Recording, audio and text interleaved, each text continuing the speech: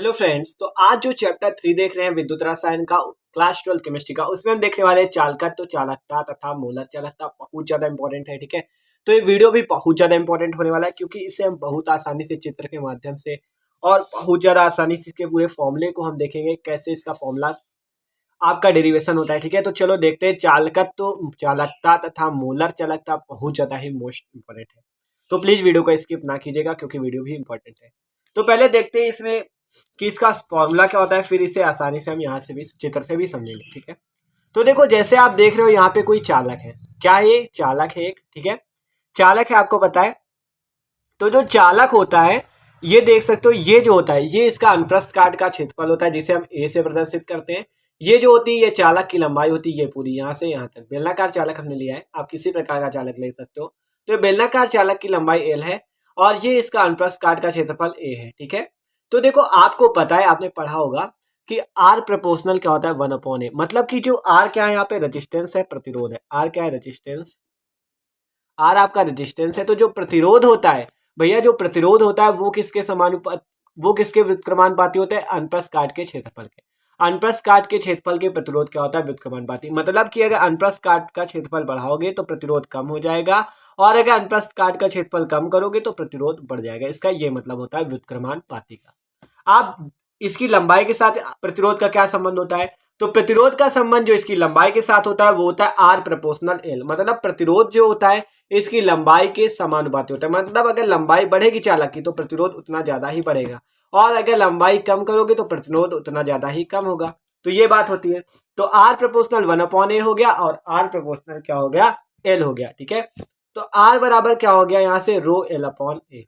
देख सकते हो, आप जब इन दोनों को संतुलित किया तो क्या हो जाएगा, आर प्रोपोर्शनल एल अपॉन ए, क्योंकि 1/a ये था, एल ये था, तो एल अपॉन ए हो गया। जब प्रोपोर्शनल हटेगा तो यहाँ पे एक नियतांक आएगा जिसका नाम होगा क्या, रो। इसे कहते हैं रो, ठीक है। किसी किसी किताब में ऐसे भी बना होगा, ठीक है, पी जैसा। तो ये होता है रो, ठीक है। आर क्या हो गया, प्रतिरोध, जिसे इंग्लिश में रेजिस्टेंस कहते हैं। एल क्या हो गया, आपकी लंबाई, आप देख लियो। ए क्या हो गया, अनुप्रस्थ काट का क्षेत्रफल। और ये जो रो है, ये जो रो आपका कांस्टेंट है, इसे कहते हैं विशिष्ट प्रतिरोध, स्पेसिफिक रेजिस्टेंस। क्या कहते हैं, स्पेसिफिक रेजिस्टेंस कहते हैं इस रो को, ठीक है। तो ये बात हमने देख ली। अब हमने इसे क्यों देखा, ये बात आपको बताते हैं, क्योंकि इसी से हम फॉर्मूला तैयार करने वाले हैं किसका, चालकत्व, चालकता तथा मोलर चालकता का। तो फॉर्मूला निकल के आया R equal to rho L upon A. आप देखो क्या करते, आप दोनों पक्षों को कर देते उल्टा। मतलब आर को 1/r, आर को उल्टा किया 1/r हो गया, रो को उल्टा किया 1/रो हो गया, एल अपॉन ए को उल्टा किया ए अपॉन एल हो गया, ठीक है। ए अपॉन क्या हो गया, एल। अब इसी से मेन काम होने वाला है हमारा। क्या होगा देखो, आर को हमने उल्टा किया 1/r कर दिया, रो को उल्टा किया 1/रो कर दिया, ए अपॉन एल कर दिया, एल अपॉन ए की जगह। आप देखो, ये जो आपका 1/r है, ये क्या होता है, इसे हम कहते हैं जी। क्या कहते हैं, जी। अब ये जी कौन है, जी होता है आपका चालकत्व। क्या होता है, चालकत्व।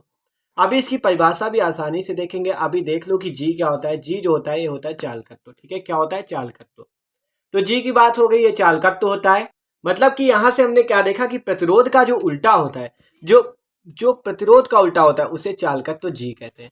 आप जैसे 1/रो, इसके उल्टे को क्या कहते हैं, इसके उल्टे को हम कहते हैं के आपका क्या है, कापा।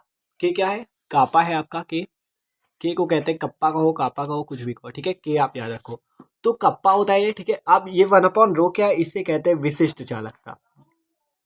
क्या कहते हैं, विशिष्ट। तो जो के होता है आपका, इसे हम क्या कहते हैं, विशिष्ट चालकत्व, तो या आप कह सकते हो चालकता। विशिष्ट चालकत्व या चालकता किसको कहते हैं, ये 1/रो। 1/r किसके बराबर होता है, जी के, और ए और एल को तो वही है, ठीक है। तो देखा, ये फॉर्मूले से हमने देखा। तो यहां से हम फॉर्मूला क्या बना सकते हैं, जी इक्वल टू, क्योंकि 1/r की जगह हमने लिख दिया जी, और 1/रो की जगह हमने क्या लिख दिया, के लिख दिया, और क्या हो गया, ए अपॉन एल। तो ये बन के आ गया फॉर्मूला, जी इक्वल टू के ए अपॉन एल, ठीक है। तो अब इसे डिब्बे में बंद कर देते हैं। जी इक्वल टू के ए अपॉन एल जो आ गया, ये हमारा फॉर्मूला आ चुका है, ठीक है। तो देख सकते हो, जी इक्वल टू के ए अपॉन एल हमने फॉर्मूला निकाल लिया है, जहां जी आपका चालकत्व है, के आपका चालकता है, ए आपका अनुप्रस्थ काट का क्षेत्रफल, और एल आपकी लंबाई। आप परिभाषा समझ लेते हैं। तो देखो, चालकत्व क्या होता है, कंडक्टेंस, ठीक है। चालकत्व क्या होता है, आपको बताया प्रतिरोध आर का व्युत्क्रम या उल्टा। चालकत्व कहलाता है, इसे जी से प्रदर्शित करते हैं। हमने देखा कि जो प्रतिरोध आर होता है इसका उल्टा क्या कहलाता है, चालकत्व जी कहलाता है, ठीक है। प्रतिरोध आर का उल्टा क्या कहलाता है, चालकत्व जी कहलाता है। तो ये इसकी परिभाषा हुई कि प्रतिरोध आर का व्युत्क्रम उल्टा चालकत्व कहलाता है, इसे जी से प्रदर्शित करते हैं, ठीक है। अब बात आती चालकता क्या होता है, अभी हमने देखा है चालकत्व। अब बात आती चालकता की, या कह सकते हो विशिष्ट चालकत्व। मतलब चालकत्व और विशिष्ट चालकत्व, थोड़ा शब्दों का डिफरेंस समझो, ठीक है। चालकत्व, विशिष्ट चालकत्व, मतलब जो विशिष्ट चालकत्व होता है इसे ही आप चालकता भी कहते हो, ठीक है। चालकता और विशिष्ट चालकत्व बात एक ही है। तो देखो, विशिष्ट प्रतिरोध के व्युत्क्रम को विशिष्ट चालकता कहते हैं, इसे के कापा से प्रदर्शित करते हैं, ठीक है। तो हमने देखा विशिष्ट चालकत्व, ये जो आपका था, मतलब विशिष्ट प्रतिरोध के व्युत्क्रम को, विशिष्ट प्रतिरोध के व्युत्क्रम को विशिष्ट चालकत्व कहते हैं। तो विशिष्ट प्रतिरोध रो के व्युत्क्रम को विशिष्ट चालकत्व कापा के कहते हैं, ठीक है। तो यही देखा, विशिष्ट चालकत्व के कहते हैं, विशिष्ट चालकत्व है, विशिष्ट चालकत्व या चालकता, विशिष्ट चालकत्व या चालकता, ठीक है। विशिष्ट चालकता नहीं है, विशिष्ट चालकत्व। तो आपने देखा के का क्या होता है, विशिष्ट चालकत्व होता है आपका।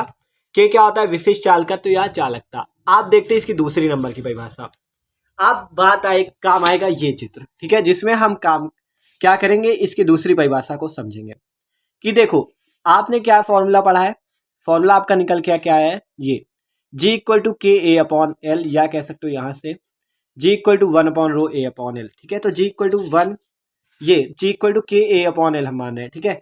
तो देखो, यदि किसी विद्युत अपघट्ट के 1 सेंटीमीटर क्यूब आयतन में, मान लो हमने कोई विद्युत अपघट्ट लिया, ये विद्युत अपघट्ट का विलयन है। विद्युत अपघट्ट क्या होता है, जो जैसे आपका हो गया NaCl, ये होता है आपका विद्युत अपघट्ट, क्योंकि अगर आप इसको विलयन में डालोगे तो क्या होता है, ये आयनों में टूट जाता है, जैसे Na+ और Cl-। ये क्या करता है, अगर विलयन में आप इसको डुबोगे तो ये आयनों में टूट जाएगा। और भी होते हैं विद्युत अपघट्ट, ठीक है। तो उन्हें, मतलब विद्युत अपघट्ट का मेन काम होता है कि इन्हें अगर आप विलयन में डाल दो तो ये आयनों में टूट जाते हैं, जैसे Na+ और Cl- में टूट गया। तो देख सकते हो आप क्या करना है, इसका आयतन हमें 1 सेंटीमीटर क्यूब लेना है, और ये 2 इलेक्ट्रोड लगे हुए, क्या है, ये इलेक्ट्रोड है, इनके बीच की दूरी आपको क्या करनी, 1 सेंटीमीटर लेनी है। और ये जो इनका अनुप्रस्थ काट का क्षेत्रफल, ये आपको ए मान लेना है, ये भी 1 सेंटीमीटर स्क्वायर होगा। मतलब अगर अनुप्रस्थ काट का क्षेत्रफल 1 हो जाए, इनके बीच की दूरी 1 हो जाए, इसका आयतन 1 हो, तो आप देखो क्या होगा। यदि किसी विद्युत अपघट्ट के, ठीक है, तो आप सबके मान को 1 रखते हैं, अगर ए का मान 1 रख दे, एल का मान 1 रख दे, तो क्या हो जाएगा, G इक्वल टू के इंटू ए का मान 1 रख दिया, एल का मान 1 रख दिया, तो G इक्वल टू क्या आ गया, के। तो G का मान के बराबर हो जाएगा, अगर ए का मान भी 1 रख दे और एल का मान भी 1 रख दे। तो देखो, परिभाषा पढ़ते, यदि किसी विद्युत अपघट्ट का विलयन हमने लिया, जैसे NaCl का ले लिया था यहाँ पे, ठीक है। विद्युत अपघट्ट का विलयन लिया, उसमें 1 सेंटीमीटर क्यूब आयतन रखोगे आप, और उसमें डूबे इलेक्ट्रोडों के यदि अनुप्रस्थ काट का क्षेत्रफल 1 सेंटीमीटर स्क्वायर, मतलब अनुप्रस्थ काट का क्षेत्रफल 1 सेंटीमीटर स्क्वायर, और इलेक्ट्रोडों की मध्य की दूरी 1 सेंटीमीटर हो, तो विलयन का चालकत्व तो उसकी चालकता के बराबर होगा। मतलब इलेक्ट्रोडों की मध्य दूरी अगर 1 सेंटीमीटर हो, अनुप्रस्थ काट का क्षेत्रफल 1 सेंटीमीटर स्क्वायर हो, तो जो विलयन का चालकत्व, तो आपने देखा ये चालकत्व, मतलब G का मान किसके बराबर हो रहा है, के। तो विलयन का चालकत्व जो होगा, विलयन का जो चालकत्व G होगा, वो किसके बराबर होगा, के चालकता के। तो विलयन का चालकत्व किसके बराबर होगा, उसकी चालकता के। तो यही चालकता की परिभाषा हो गई कि अगर आप विद्युत अपघट्ट का आयतन 1 सेंटीमीटर क्यूब, क्षेत्रफल 1 सेंटीमीटर स्क्वायर, मध्य दूरी इलेक्ट्रोडों के 1 सेंटीमीटर कर दो, तो चालकत्व उसकी चालकता के बराबर होगा। तो ये बात हो गई किसकी, चालकता की, सेकंड नंबर परिभाषा की। आप देखते हैं भैया मोलर चालकता को, जिसे कहते हैं मोलर कंडक्टिविटी। तो मोलर शब्द आ गया, अब चालकता और मोलर चालकता क्या है भैया। तो देखो, मोलर चालकता में बस आपको क्या करना है, कंडीशन अप्लाई करनी पड़ेगी। चालकता में कोई कंडीशन नहीं थी, आप कितना आयतन लेते हो, उसमें 1 सेंटीमीटर क्यूब मानो, बाद में माना था, तो उसमें आप कितना लेते हो उससे कोई फर्क नहीं पड़ता। लेकिन आपको इसमें क्या करना पड़ेगा, वैद्युत अपघट्ट 1 मोल लेना पड़ेगा। उसमें था विद्युत अपघट्ट, आप चाहे जितना लो, उस पर कोई कंडीशन नहीं थी।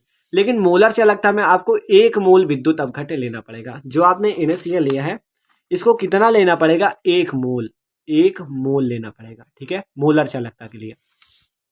तो देखो, 1 मोल विद्युत अपघट्ट के विलयन, जिसमें इलेक्ट्रोडों के अनुप्रस्थ काट का क्षेत्रफल, परिभाषा पूरी वही हो जाएगी, अनुप्रस्थ काट का क्षेत्रफल 1 सेंटीमीटर स्क्वायर, लंबाई 1 सेंटीमीटर है, तो विलयन की चालकता मोलर चालकता के बराबर होगी। तो विलयन की जो चालकता होगी, इस बार मोलर चालकता के बराबर हो जाएगी।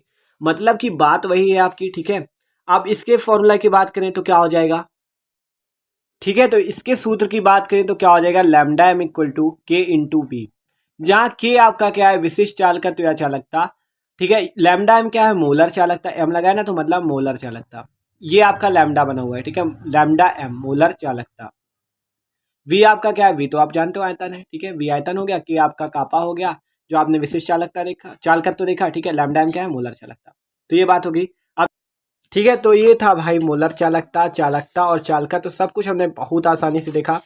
देख सकते हो आप कितना ज़्यादा आसान टॉपिक था और सब एक एक पॉइंट अच्छे से समझे, ठीक है। तो वीडियो अच्छा लगा तो प्लीज़ वीडियो को लाइक जरूर कर दीजिएगा। Okay, thanks for watching this video.